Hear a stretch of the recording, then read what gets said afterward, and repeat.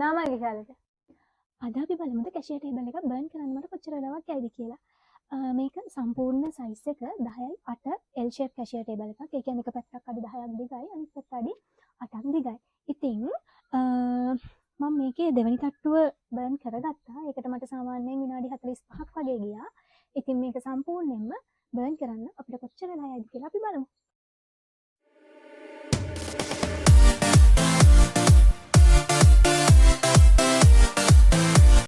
මට කියන්න ඕන අනිවාර්යම දෙයක් තියෙනවා. ඒ තමයි අපි තාම සම්පූර්ණ අයිටම් එකම ග්‍රයින්ඩ් කරලා ඉවර නැහැ.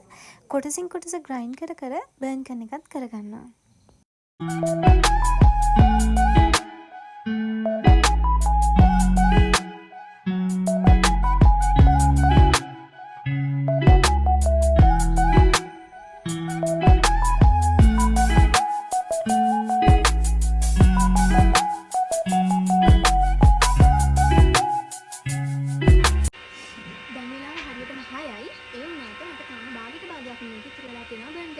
බලමු කොච්චර වෙලාවක් යයිද කියලා.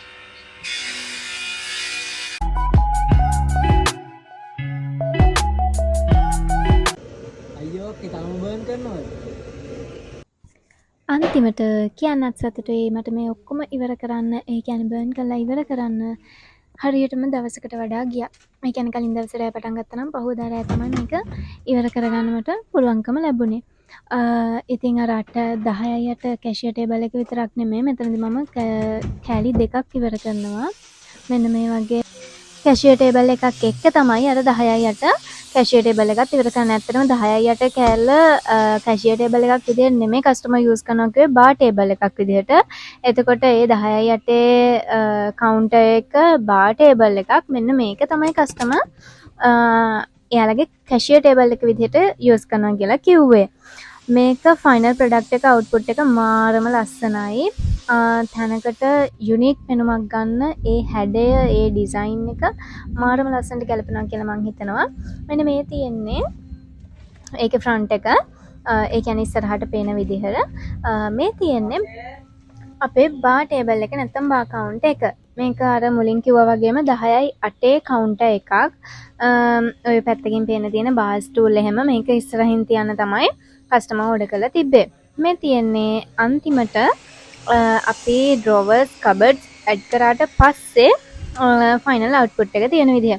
ඉතින් කස්ටමර්ගේ රික්වෙස්ට් එක උනේ ඩ්‍රෝවර්ස් දෙකක් ඇඩ් කරන්න කියලා. ඒ වගේම තමයි පුංචි කබඩ් එකකුයි තවත් ලොකු කබඩ් එකකුයි කබඩ්ස් දෙකක් එන්න මේකට ඇඩ් කරන්න කියලා කිව්වා. එයාලගේ ග්ලාස් ප්ලේට්ස් වගේ දේවල් මේකෙන් අඩ කරලා තියාගන්න.